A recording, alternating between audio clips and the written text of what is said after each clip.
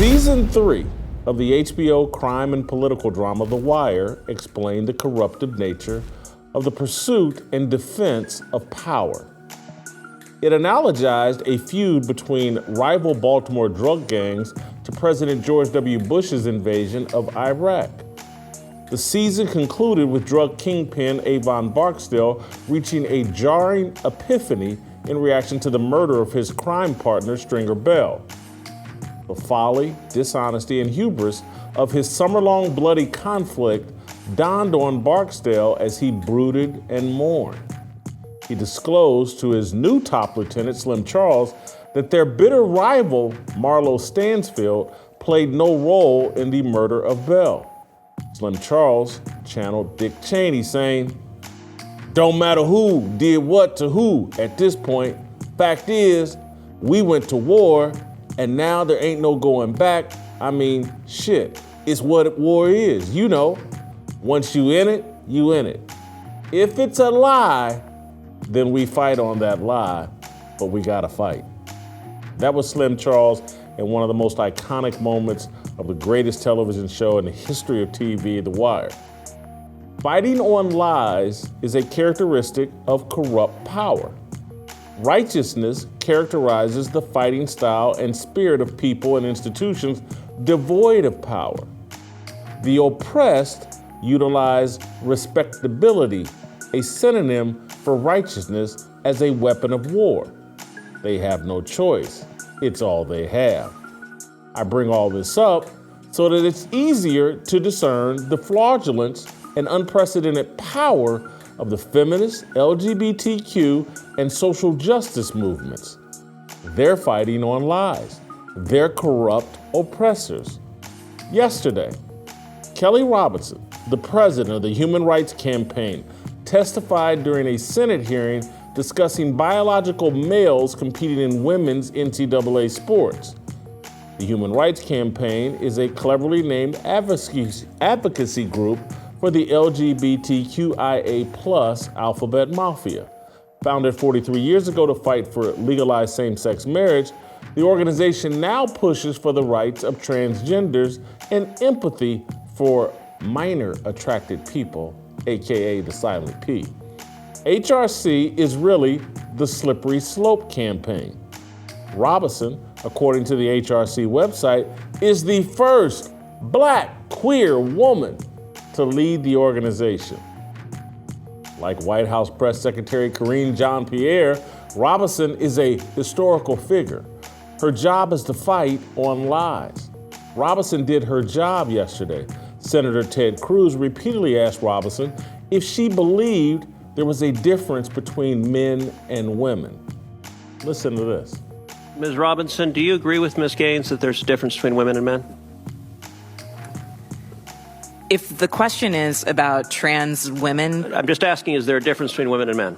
What I can say here is that the NCAA has rules in place. They've had rules in place for the last decade, and when this competition happened, I'm going to try again. The rules were clear. Do you believe there's a difference between women and men? It's a yes-no question. Do you believe there's a difference? Oh, I think that we're talking about this case with the NCAA. No, I'm asking a question. Do you believe there's a difference between women and men? Most people could answer this very simply. I'm curious if you're willing to do so. Oh, absolutely. I'm just putting it into the context of the conversation that we're having. I think that there are definitions related to sex. Is that a yes? So I'm trying to get a yes or no. I'm not trying to get a speech. Is there a difference between women and men? I think that there are definitions for biological sex. Okay, so you're not answering that. That's what it looks like to fight on a lie. Later, Senator John Kennedy, he tried to ask a very simple question. He asked Robinson if men have a competitive advantage over women in sports. Listen to this exchange. Women you don't believe that a biological male has a physical advantage in sports over a biological female? Not as a definitive statement. Give me an example. Well, no, I don't think. How many female members of the NBA do you see? Well, I can say that, there's been this news article about men that think that they could beat Serena Williams in tennis, right? That they think that they could actually score a point on her. And it's just not the case. She is stronger than that. What's your experience, Ben? So we stopped that right before Riley Gaines dropped facts that in 1998, Serena Williams and Venus Williams bragged that they could beat any man outside the world top 200 rankings. Karsten Brosh, then the 203rd ranked player, challenged and beat both sisters easily. I believe it was 6-2, 6-1. Kelly Robinson's testimony epitomizes the tactics of the modern social justice movement. Her testimony underscores the overarching point of the TV show The Wire. Power in any form, in anyone's hands, corrupts. Politicians and drug dealers, to protect their power and turf, fight on and with lies and distortions.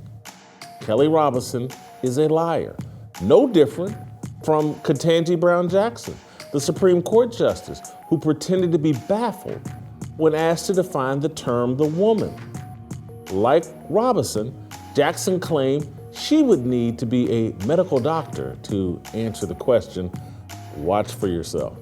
Can you provide a definition for the word woman? Can I provide a definition? No, Yeah. I can't. You can't?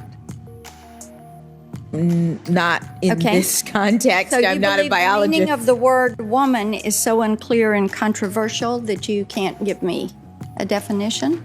Senator, in my work as a judge, what I do is I address disputes. If there's a dispute about a definition, people make arguments, and I look at the All right. law and I decide. Well- So I'm not. The fact that you can't give me a straight answer about something as fundamental as what a woman is underscores the dangers of the kind of progressive education that we are hearing about.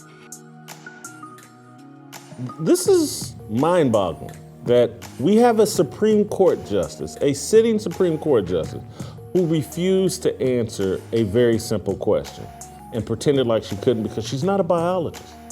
She's not qualified. That only a biologist. And again, according to the left and according to all these people, the LGBTQ, even biologists can't define a woman. Only a child can. A small child, under the care and grooming of their teacher, is the only one who can decide gender issues. The oppressed stand on truth. The powerful stand on lies. Martin Luther King Jr. and the leaders of the civil rights movement gained support by stating simple truths. They wore signs like, "I'm a man, worthy of the same inalienable rights as other U.S. citizens." They pursued equality and fought oppression by presenting themselves as more righteous than their opponents. Their tactic is now denigrated as respectability politics. The denigration of respect is a tactic to eliminate righteousness, a tenet of religious faith, and normalize propaganda, a tenet of Marxism. Dueling propaganda campaigns define our public square, our debates about every issue. Social justice warriors argue we should defund the police because law enforcement is executing a genocide against black men, one traffic stop at a time. That's a lie. Everyone knows it's a lie. Data proves it's a lie. But we spent the last decade in an endless war fighting on that lie. WNBA players, they're underpaid and exploited. That's a lie. Everyone knows it's a lie. The Women's Basketball League loses millions of dollars each year. The players are overpaid and pampered. Anyone who objects to Juneteenth as a national holiday is a white supremacist or a sellout. That's a lie. Everyone knows it's a lie.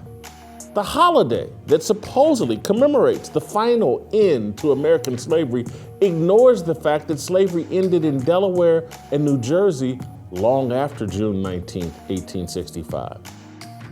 Oh, that's right. Oh, men can get pregnant. Donald Trump is the second coming of Adolf Hitler. There are more than two genders. America is flooded with lies and propaganda. The people screaming the lies the loudest are the most powerful. They're doing what the powerful have done for thousands of years. They protect their power by provoking and sustaining conflict with lies.